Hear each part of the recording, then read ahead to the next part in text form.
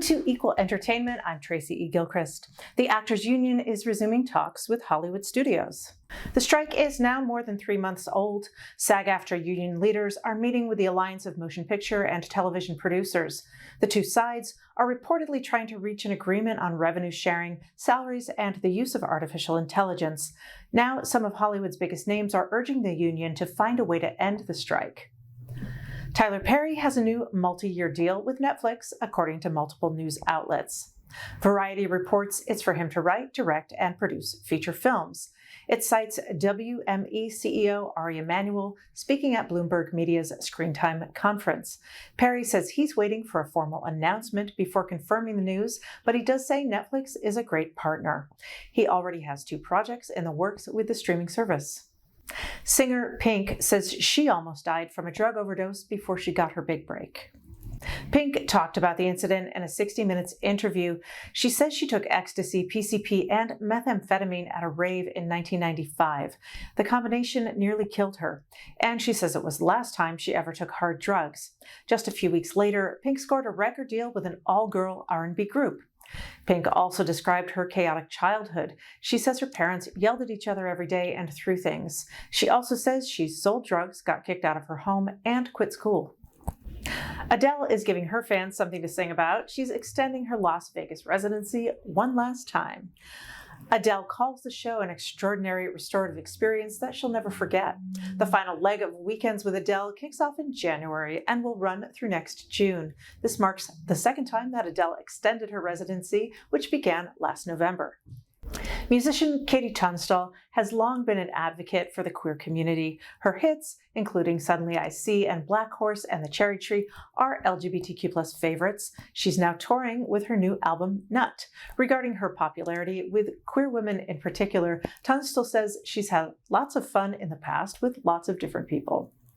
Story woven into just the story of the album coming together, which is this intergenerational friendship among women. And I think that's so important. Would you talk a little bit about that? Yeah, it feels like an enormously untapped resource.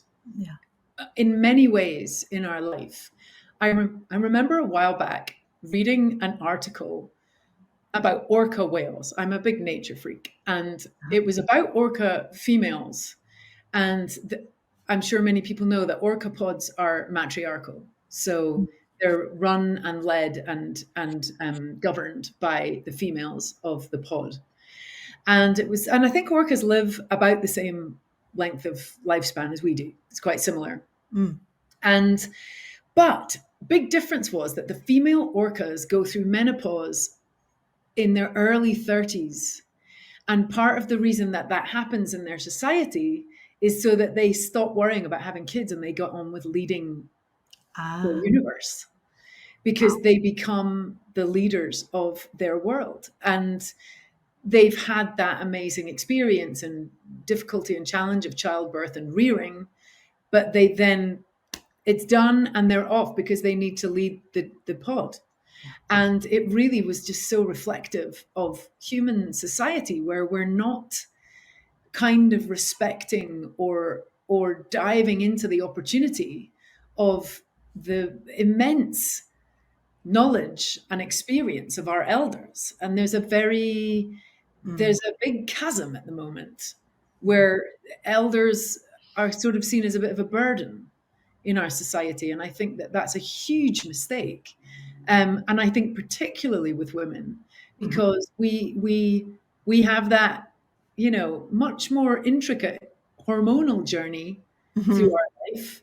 I don't have kids, but of course many women have been mothers and they're going into grandmotherdom, and that advice and kind of guidance is just not a huge important part of our tribes. And I just feel like it's crazy that it's not. So it was really wonderful finding where the similarities were with Susie in terms of her experience, because obviously music is completely different. The landscape of music is very different now from when she started. Right. But there's a lot of similarity, and that was what was exciting. finding where our lives were very similar, even though we're different generations. Yeah, wonderful. For many, many years, and of course, the Advocate is legacy LGBTQ plus media, but you are an icon to queer women, as is Susie, who, Yeah. by virtue of being a rocker, and her role on Happy Days was like probably a gateway for a lot of queer women. And I wonder, they're all like, why is she going out with that guy? Exactly. I mean, I know you've spoken many, many times about how, in your career, people thought you were a lesbian, but what I want to know is, what does it mean to you to be embraced by a community that is traditionally marginalized, and who, finds a balm or salve or inspiration in the work that you do?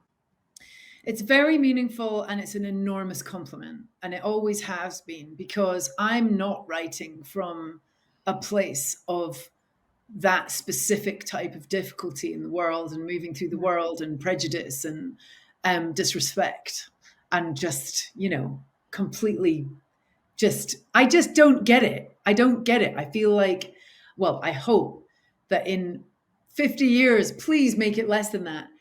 Yeah. We will look back and go, what were we doing? Why did anyone have a problem with people living their lives, loving other people? Like, it doesn't compute in my mind. But I would never purport to understand the difficulties that poses, and the prejudice that the LGBTQ plus community come up against. I can't ever understand that, but I certainly have many friends who have to deal with it.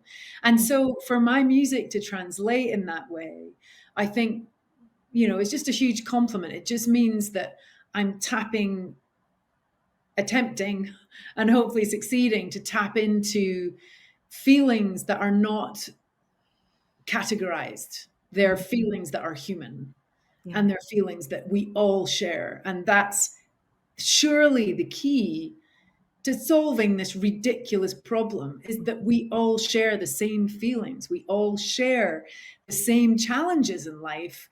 Why make extra ones for certain types of people, for certain people? It's just bonkers to me. And I've always felt very embraced and at home in that community and in that crowd. But it's a very interesting question about the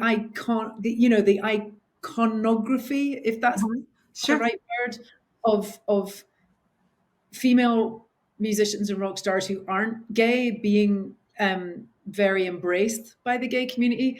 And it just seems like a lot of the time, it's if you just decide not to get your tits and arse out. It seems like, she's not showing her tits, so she must be gay. And Chrissie Hynde got it. Patti Smith got it. Annie Lennox was one of my gateways. I was just amazed. It's this sort of thing that if you're not being overtly sexual, then you must be gay. which is kind of an interesting topic in itself. Right. I was also unaware of, back in 2004, Little Innocent Me from Scotland was very unaware of the rainbow pride flag, which wasn't kind of as prolific back then. Right. And I was doing a parody of Patti Smith on the cover of Horses, where I was wearing the suspenders, but I kind of felt like I was the children's TV presenter version of Patti Smith. Sure. And so I wore rainbow suspenders. So that definitely sent a bit of a message that I was unaware of. I mean, a lot of us had rainbows. I also really don't subscribe to labels in this world. I don't think they're helpful to people. I've never put them on myself either. So I've had lots of fun in the past with lots of different people. And, I'm very much along the lines of love is love. And you find the person who turns you on and you want to stay with. Yeah. Wonderful. You can watch the Advocate channel live by downloading our app in the Apple or Google Play Store. You can also subscribe to our YouTube channel. For the Advocate channel, I'm Tracy E. Gilchrist, and thank you for watching.